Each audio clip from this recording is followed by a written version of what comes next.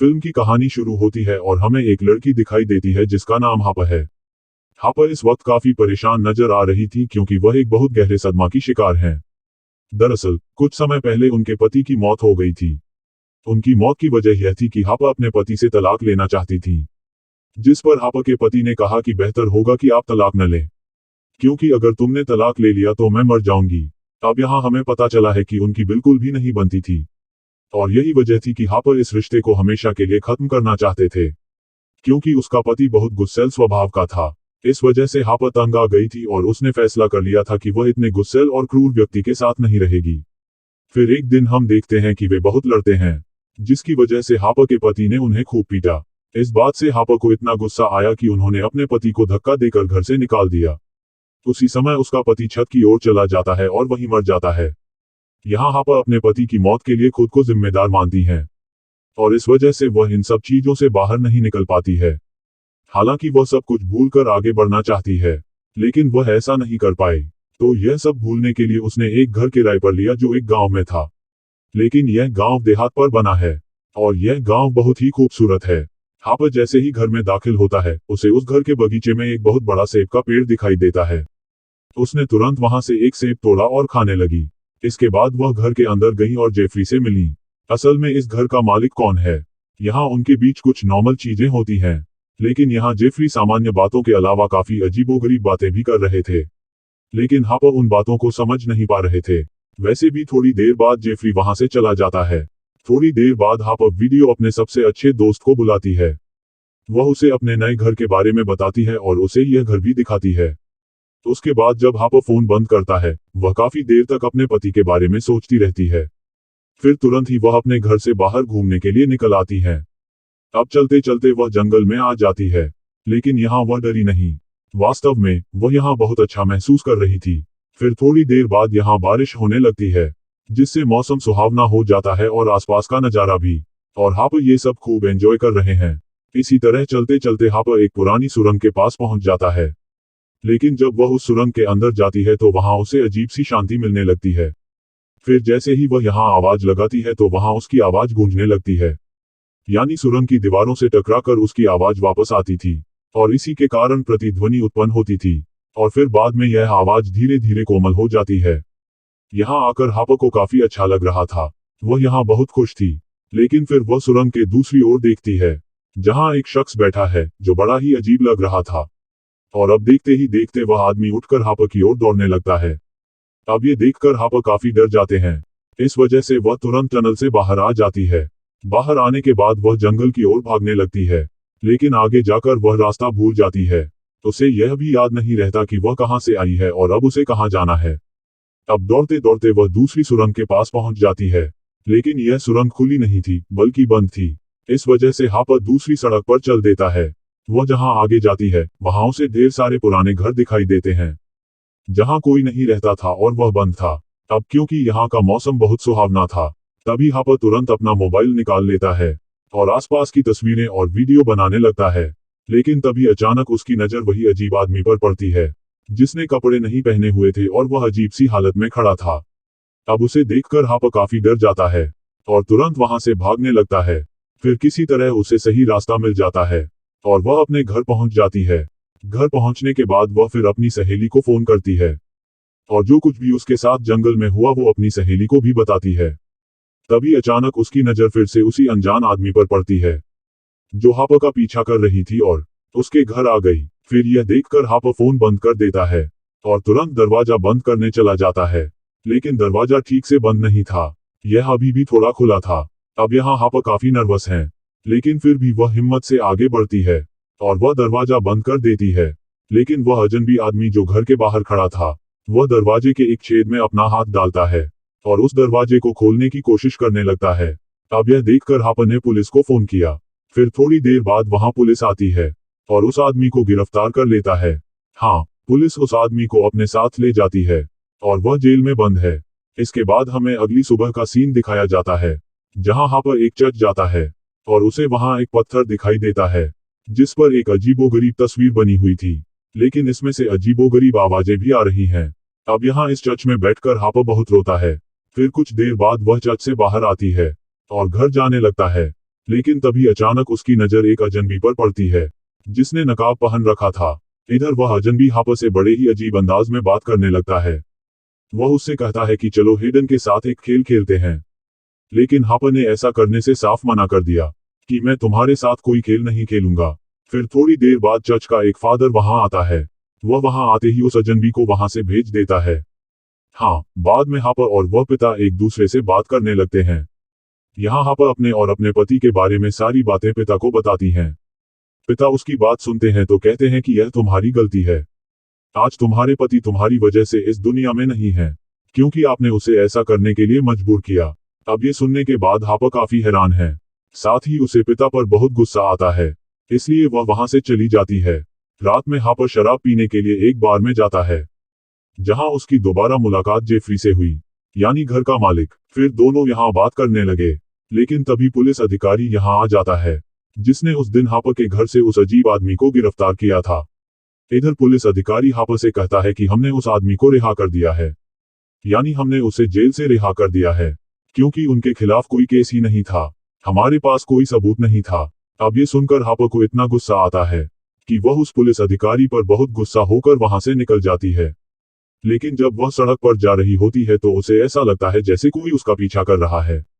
और ये सच भी था, क्योंकि एक अजीब आदमी उसका पीछा कर रहा था। अब इस वजह से हापर काफी नर्वस है, लेकिन जल्दी घर पहुंचने के लिए वह वहां से भागने लगती है। अब वह घर पहुंचते ही अपनी सहेली को फिर से कॉल करती है, और ये सब उसे बताती भी है। यह सुनकर हापर का दोस्त उसे तैयार रहने के लिए कहता है, मैं तुम्हें लेने आ रहा हूँ। अब हापर अपनी सहेली को अपने घर का पता बताने लगती है। फिर अचानक फोन बंद हो जाता है। तब हापर ने अपने दोस्त को फिर से कॉल किया और फिर से उसे पता बताने की कोशिश करता है, लेकिन इस बार भी फोन बंद हो जाता है। इसके बाद हापर ने अपनी दोस्त को टेक्स्ट मैसेज के जरिए अपने घर का पता भेजा, जहां इस मैसेज का रिप्लाई बड़ा ही अजीबोगरीब आया। जवाब था कि मैं पहले से जानता हूं कि तुम कहां हो, यानी मुझे पहले से ही पता है कि तुम कहां हो। लेकिन अब इससे पहले कि हापर कुछ समझ पाते, तभी खिड़की से उसकी नजर बाहर खड़े पुलिस अफसर पर पड़ती है। फिर तुरंत हापर घर से बाहर पुलिस अधिकारी के पास आता है और उससे पूछता है, तू यहाँ क्या कर रहा है? लेकिन तभी अचानक लाइट टिमटिमाने लगती है, और जैसे ही वहां से पुलिस अधिकारी गायब हो जाता है, और तभी सेब के पेड़ से ढेर सारे सेब गिरने लगते हैं। अब इन सब हालातों की वजह से हापर काफी डरे हुए हैं। लेकिन तभी अचानक एक शख्स उनकी तरफ दौड़ने लगता है। फिर वह दरवाजा बंद कर देती है, लेकिन कुछ देर बाद वह देखती है कि किसी ने घर की खिड़की तोड़ दी है, और अब वही आदमी घर के दूसरी तरफ से भागने लगा। अब ये देखकर हापर भी उनका सामना करने के लिए चाकू उठा लेते हैं, लेकिन तभी अचानक घर के मुख्य दरवाजे पर कोई दस्तक देने लगा। फिर इस वजह से हापर चिल्लाने लगे और कहने लगे कि तुम जो भी हो, अगर तुम अंदर आए तो मैं तुम्हें मार डालूंगा। लेकिन तभी अचानक दरवाजा खुलता है और जेफरी अंदर आता है, तो इस वजह से हापर ने उन पर अटैक नहीं किया और वो रुक गए। अब यहाँ जेफरी हापर से कहता है कि मैंने तुम्हारी चीख सुनी, इस वजह से मैं तुरंत भागा और यहाँ आ गया। अब बताओ तुम्हें क्या हुआ, तुम ठीक तो हो ना? तब हापर उसे बताता है कि वास्तव में कोई खिड़की तोड़कर घर में घुसने की कोशिश कर रहा था।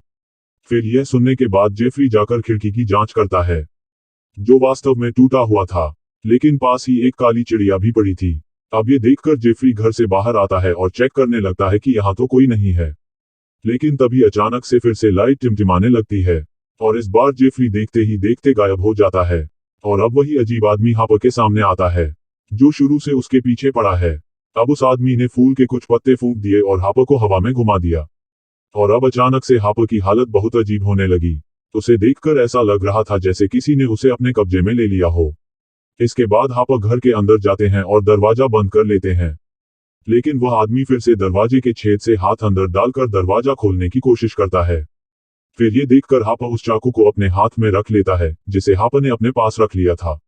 अब इसी वजह से वह शख्स अपना हाथ बाहर निकालने की काफी कोशिश करता है, लेकिन उसका हाथ नहीं निकला और उसके दो टुकड़े हो गए। और अब इधर हापर को लगता है कि शायद अब मेरी जान उस आदमी के पास ही बची है। इसके बाद हापर तुरंत किचन में जाती हैं, जहां उन्हें वह अजनबी अपने सामने मिलता है, जो उसे आयडिन के साथ खेलने के लिए कह रहा था। यहाँ यह अजनबी फिर से हापर को आयडिन के साथ आने और एक खेल खेलने के लिए कहता है। अब यहाँ गौर करने वाली बात यह है कि इस अजनबी का हाथ भी बिल्कुल उस अजनबी शख्स की तरह ही काटा गया था। दरवाजे पर आकर हापर अजनबी से कहता है कि तुम्हारे लिए बेहतर होगा कि तुम यहाँ से चले जाओ, नहीं तो मैं तुम्हें मार डालूंगा। तभी अजनबी कहता है कि नहीं हापर, तुम ऐसा नहीं कर सकते। यह कहकर वह हापर के पास आ गया। लेकिन अब क्योंकि हापर के पास और कोई चारा नहीं है तो इस वजह से वह अजनबी के साथ लुका छिपी खेलने को तैयार हो जाती है। हापर दरवाजा बंद कर देता है और 10 तक गिनना शुरू कर देता है। जब वह 10 कहती है और मुड़ जाती है तो चर्च का वही पिता उसके सामने आता है जिससे हापर पहले मिल चुका है। और अब पिता हापर की ओर बढ़ने लगते हैं। अब इसी वजह से हापर काफी डर जाते हैं और दूसरे कमरे में चले जाते हैं। अब पिता का हाथ भी ठीक उसी तरह कट गया जैसे उस अजनबी और अजनबी का था। इधर पिता हापर के साथ बदसलूकी करने लगता है, लेकिन हापर ने चाकू से उनके सीने पर वार किया और उन्हें नीचे गिरा दिया। तभी हापर बाहर आकर कार में बैठ जाता है और वो जल्दी जल्दी वहां से जाने लगती है। वह तेज कार चलाते हुए आगे बढ़ रही है, लेकिन तभी अचानक उनकी कार के सामने कोई आ जाता है और वह अपनी कार से टकरा जाती है। और यह शख्स कोई और नहीं बल्कि घर का मालिक जेफरी था। जेफरी कार के करीब आता है, हापर को कार से बाहर निकालता है और उसे खींचने लगता है। फिर वह हापर को वहीं फेंक देता है और कार स्टॉप कर वहां से जाने लगता है। अब यहाँ हापर उठकर आगे चलने लगता है, लेकिन तभी हापर देखता है कि जेफरी तेज कार चलाते हुए उसकी ओर आ रहा है। इसी वजह से हापर भी डर गए और वहां से भागने लगे। फिर वह बड़ी मुश्किल से अपनी जान बचाकर घर पहुंचती है, लेकिन जेफरी कार को नियंत्रित नहीं कर सके, जिससे कार दीवार से जा टकराई। हम देखते हैं कि हापर घायल हालत में बगीचे में पड़ा है, लेकिन तभी उसके सामने एक अजीबोगरीब शख्स आ जाता है। और यहाँ चौंकाने वाली बात यह है कि उन्हें बच्चा होने वाला था, और इस बार उनके चेहरे पर एक अजीब किस्म का पौधा उगाया था, कवक की तरह। लेकिन तभी आदमी के पेट से वही अजनबी निकल आता है।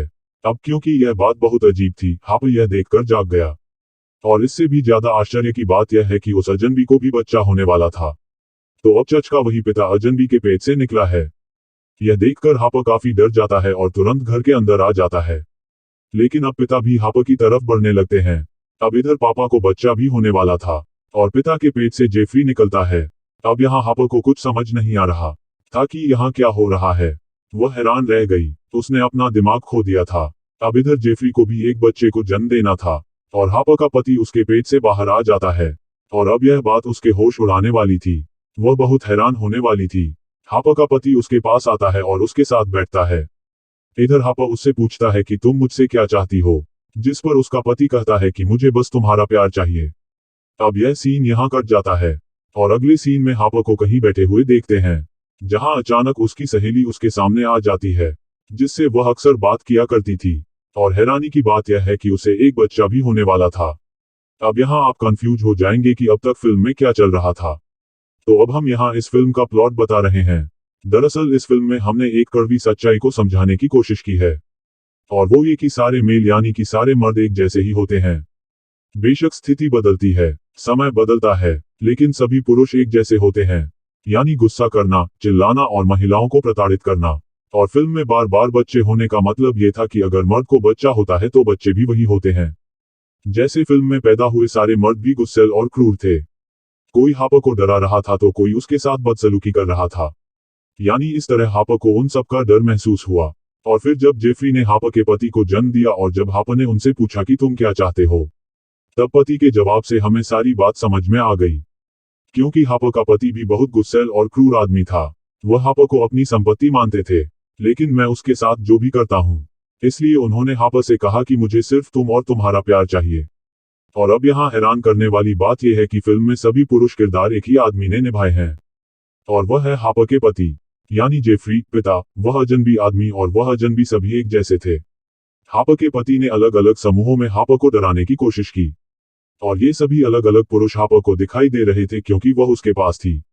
और बाद में हापर का डर उनके सामने लाया गया, और जब हापर ने एक सेब खाया तो वह उसके वश में हो गया। और जैसे ही वह वश में हुई, उसे अपने सामने अपना भय दिखाई देने लगा। यह फिल्म एक रोमांचक सस्पेंस के साथ समाप्त होती है।